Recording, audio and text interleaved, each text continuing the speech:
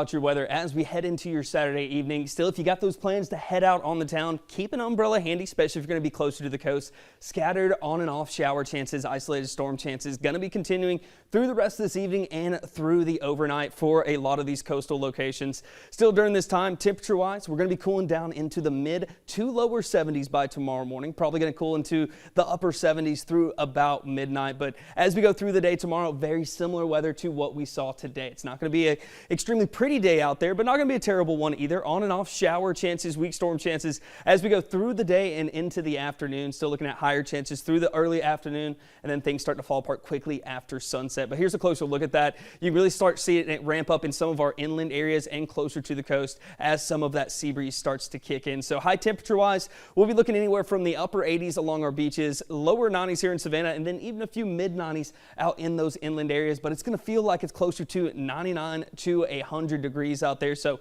any outdoor plans you have, just make sure you are staying hydrated.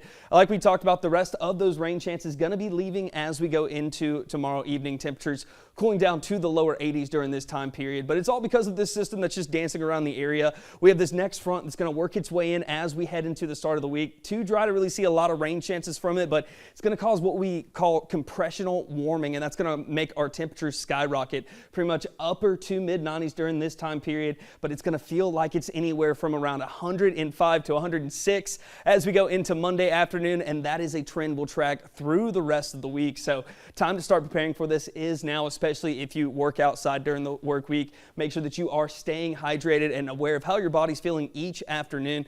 Going to start cooling down a little bit as we head into next week and we get a little bit of higher rain chances, but really only going to be looking at daily rain chances closer to the coast up until that point. But then our next front's going to be diving into the area as we head into the second half of the week. That'll increase those rain chances and bring us in a little bit of that cooler weather as we head into next weekend. Putting all this together though, just very hot conditions as we head into this week. Definitely the hottest we've felt so far in 2024, but still going to be looking at a little bit of nicer weather as we go into the following weekend. Still a chance that we could see one or two severe weather days with some of these storm chances. Right now, a little too far out to give actual specifics, but just make sure you are staying updated on the latest forecast. You can always get that information in the WTOC weather app.